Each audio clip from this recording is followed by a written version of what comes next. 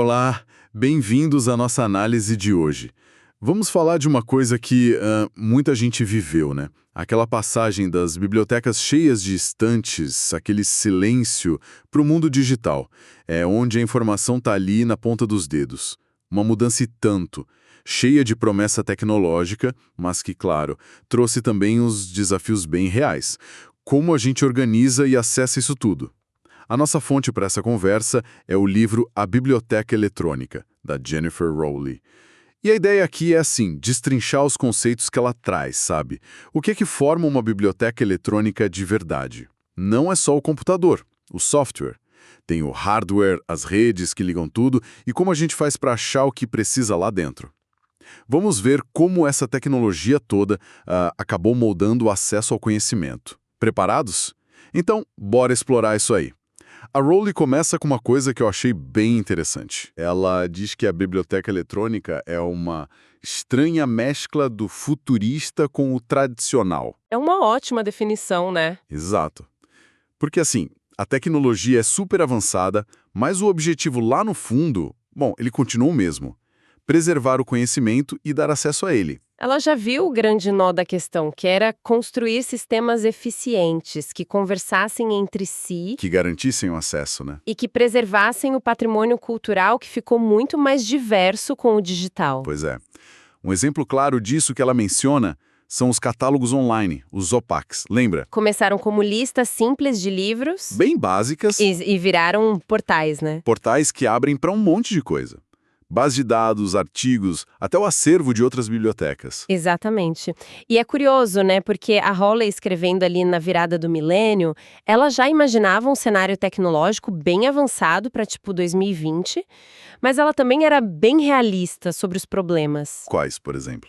Como organizar essa enxurrada de informação digital, como criar padrões para que tudo funcionasse junto. Para a gente entender a base disso, tem que começar pelo hardware, né? O básico. CPU, memória, mas a evolução do armazenamento é que mostra bem essa virada. Pensa na fita magnética. Ah, lembro disso. Backup, principalmente. Isso.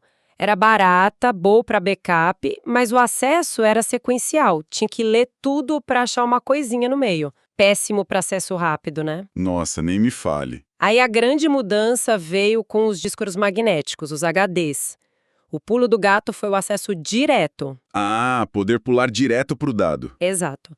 O sistema podia ir direto onde a informação estava.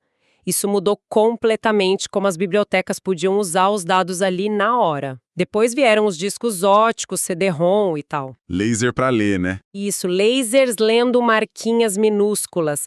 Aí cabia muito mais coisa num espaço pequeno e eram mais duráveis também. Para arquivar, imagina bases de dados inteiras num disquinho. Democratizou o acesso, né? Sem dúvida. Ajudou muito a levar grandes volumes de informação para mais gente.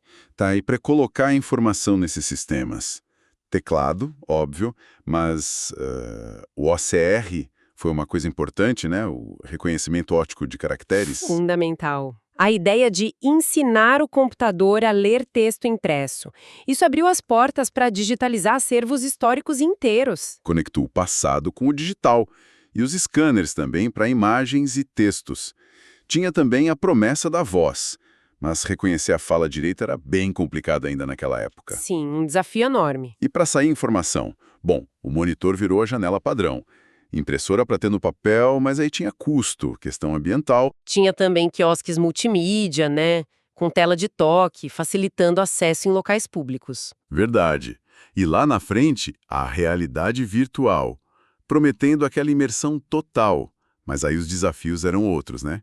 Criar o conteúdo, simular sensações, complicado.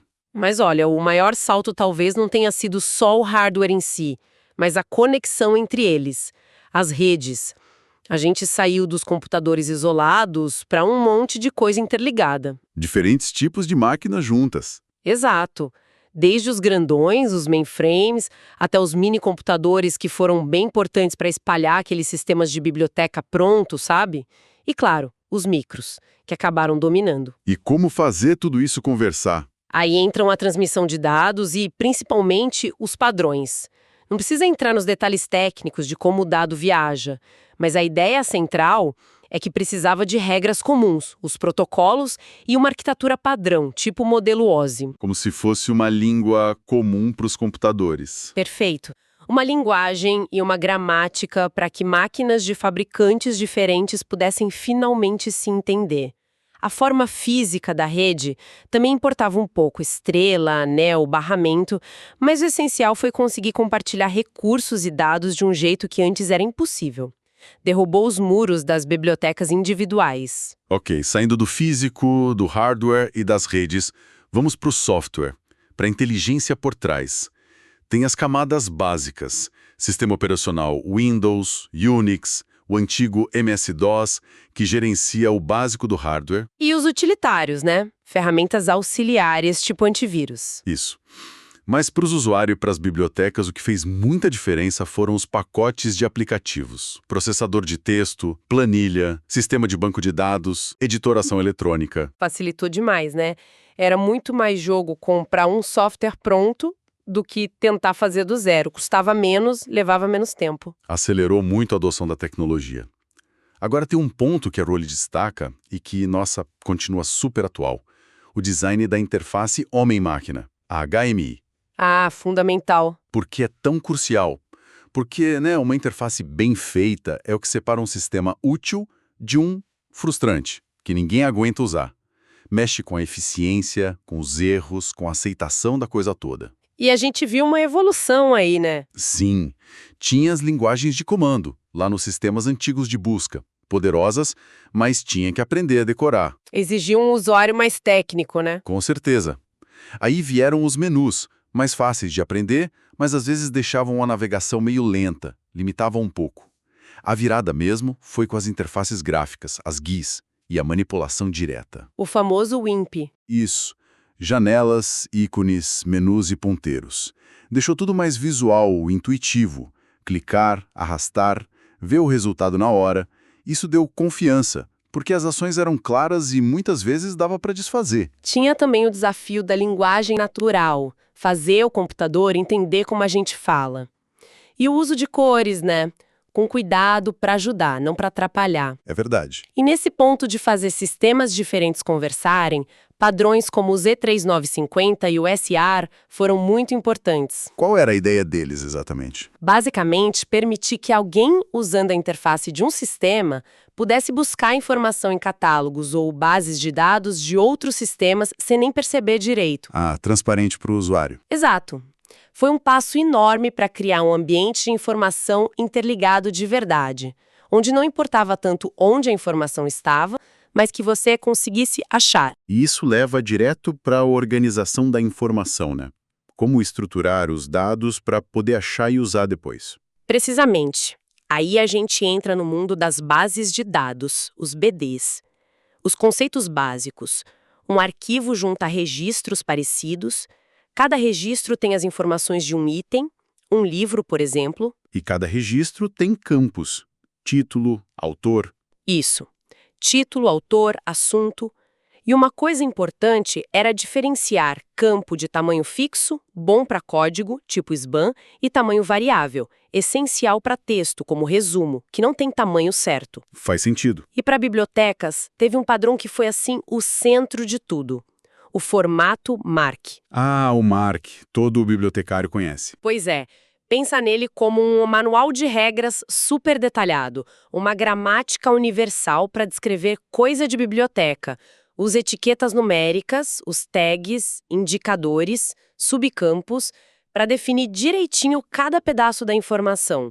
Quem é o autor principal, qual o título, assuntos. E por que isso foi tão importante? Porque com o MARC, bibliotecas do mundo todo podiam trocar registros eletronicamente, sabendo que o outro sistema ia entender.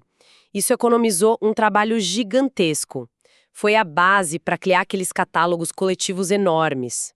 Tiveram outros padrões, como o CCF, mas o MARC dominou na área. Entendi. E as bases de dados podiam ser de dois tipos principais. As de referência que só apontam para a fonte original, tipo catálogo de biblioteca ou índice de artigo. Certo. E as de fonte, que têm a informação mesmo base numérica, de texto completo ou cada vez mais multimídia.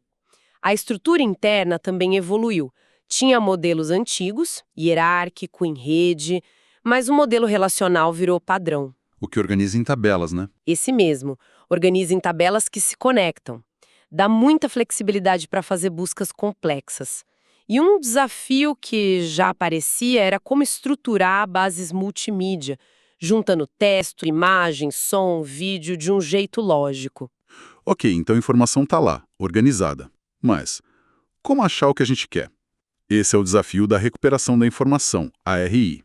O clássico agulha no palheiro digital. Exatamente. A Hawley fala das linguagens de indexação para isso. De um lado, a controlada. Usa termos definidos de um vocabulário fechado, tipo tesauro, cabeçalho de assunto. A vantagem é a precisão, né? A consistência. Se busca por aquele termo, a chance de vir coisa relevante é alta. Mas tem o lado ruim. Sim, é caro manter esses vocabulários atualizados, pode ser meio engescado, demorar para incluir termos novos ou a linguagem do dia a dia. E do outro lado? A indexação por linguagem natural, ou texto livre. Aí o sistema simplesmente pega as palavras do próprio documento. Mais flexível? Muito mais. Barato, reflete como as pessoas escrevem e falam. Só que aí vem os problemas. Ambiguidade, uma palavra com vários sentidos, e sinonímia, palavras diferentes para a mesma coisa. Aí a busca fica mais complicada para o usuário. Exige mais estratégia, mais cuidado na hora de montar a busca. E para combinar os termos tem a lógica booleana. Parece nome de bicho-papão, mas é simples, né? É simples, mas poderosa. Usar AND para exigir que todos os termos apareçam. Para refinar a busca. Isso. Usar OR para aceitar qualquer um dos termos. Para ampliar. Destrutivos, AND, alumínio. Ele queria os dois juntos. Faz todo sentido. E além disso, tinha operador de proximidade para buscar palavras perto uma da outra e o truncamento, né? Aquele asterisco para pegar variações. Exato, tipo compute para achar computador, computação, computadores, ferramentas essenciais para conseguir bons resultados naqueles sistemas. E aí, veio a internet. A internet virou tudo de ponta cabeça. De repente, do lado daquelas bases de dados super organizadas das bibliotecas, surgiu a web. Gigante, descentralizada, meio caótica, informação de todo tipo de qualidade, sem controle central. E os buscadores, tipo o Google, que estava começando naquela época. Funcionam diferente. Usam robôs, spiders para varrer a web, baixar bilhões de páginas, depois indexam tudo automaticamente, usando algoritmos para tentar adivinhar o que é relevante e usam metadados quando tem. É um mundo à parte da indexação manual controlada. Mas seja na base de dados ou na web, a usabilidade do sistema de busca é chave, né? Fundamental. A Rowley bate muito nessa tecla. Tem que ser fácil para quem está começando, mas também rápido e eficiente para quem já manja. Flexível para vários tipos de busca e, idealmente, deixar o usuário com uma sensação boa, não frustrado. Isso inclui pensar em quem tem deficiência, né? Acessibilidade. Crucial. E também interfaces que se adaptam, talvez, ao nível do usuário. E um ponto ligado a isso são os sistemas de gerenciamento de documentos, os DMS, mais focados na informação interna das empresas, relatório, memorando, mas usando princípios parecidos de organização e busca. Considerando isso tudo, como é que a informação chegava mesmo na mão do usuário? A entrega de documentos. A tecnologia melhorou o jeito antigo, como o empréstimo entre bibliotecas, o EEB. Deixou mais rápido, mais eficiente. Mas também criou jeitos novos. Os periódicos eletrônicos são um exemplo forte. A promessa era enorme. Acesso na hora, buscar no texto todo. Notificação de artigo novo, parecia o paraíso. Mas a Hawley já apontava os perrengues. E muitos continuam aí, né? Licenciamento complicado e caro das editoras. Aquela dúvida sobre a preservação a longo prazo. Quem garante que o artigo vai estar lá daqui a 50 anos? Exato. A existência de quem estava acostumado com o papel. E as limitações da tecnologia da época mesmo. Ler na tela cansava, a qualidade das imagens nem sempre era boa, não era fácil levar para ler em outro lugar. Tudo isso era desafio real. E nesse cenário, as redes e consórcios de bibliotecas ficaram ainda mais importantes. Com certeza, organizações como a OCLC, redes acadêmicas nacionais como a Janet, lá no Reino Unido que ela cita, foram essenciais para compartilhar recurso, criar aqueles catálogos coletivos gigantes, negociar acesso eletrônico com mais força. E surgiram serviços comerciais para entregar cópia de artigo rápido.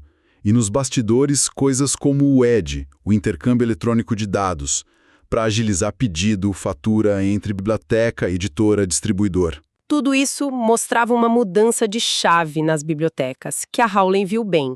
Sair do foco na posse, ter a coleção física ali para o foco no acesso. Garantir que o usuário chegue na informação não importa onde ela esteja guardada. Exatamente essa a ideia. E se a gente for resumir as grandes tendências que ela viu moldando a biblioteca eletrônica ali no fim do século XX, começo do XXI? O que se destacava? Olha, primeiro, uma integração cada vez maior entre os sistemas de gestão da biblioteca, aquisição falando com catalogação, que fala com circulação, tudo conversando.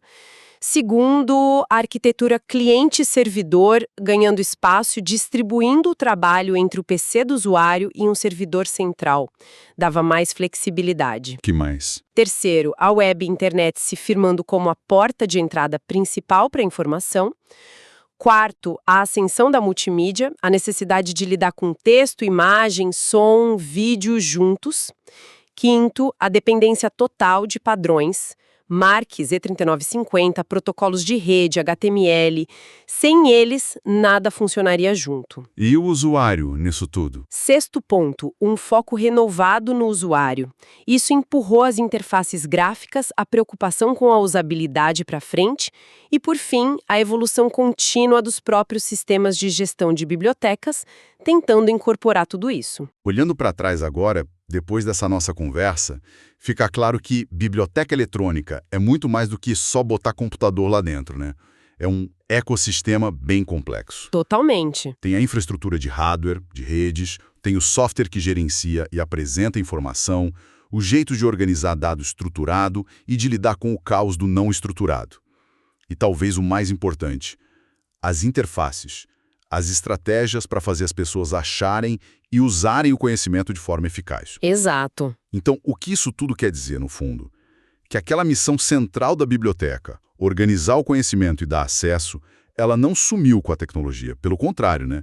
Ficou ainda mais desafiadora, mais instigante. Com certeza. E isso nos leva a uma última reflexão, né? O livro da Rowling, mesmo sendo de mais de 20 anos atrás, foi muito certeiro em apontar desafios e tendências que a gente discute até hoje. Só que ele foi escrito numa era pré-inteligência artificial generativa, antes dessa explosão de LLMs, de modelos de linguagem grandes que a gente vê agora. Essa tecnologia não estava no radar daquele jeito. Verdade, não mesmo. Então a pergunta que fica é: como aqueles princípios todos que a gente falou, organização, recuperação, interface, usabilidade, como eles precisam ser adaptados? Ou será que precisam ser radicalmente reimaginados agora nesse mundo onde a própria IA pode gerar, resumir, interagir com a informação de jeitos novos? É uma pergunta e tanto. E que novos desafios, inclusive éticos, aparecem para garantir qualidade, confiabilidade, saber de onde veio a informação e a usabilidade nessa próxima biblioteca eletrônica. Uma biblioteca que pode estar cheia de conteúdo feito por máquina. Como a gente vai separar o que é útil do ruído nesse cenário novo? Complicado. É complexo, não tem resposta fácil. E com certeza vai continuar sendo um desafio. Fica aí algo para a gente pensar.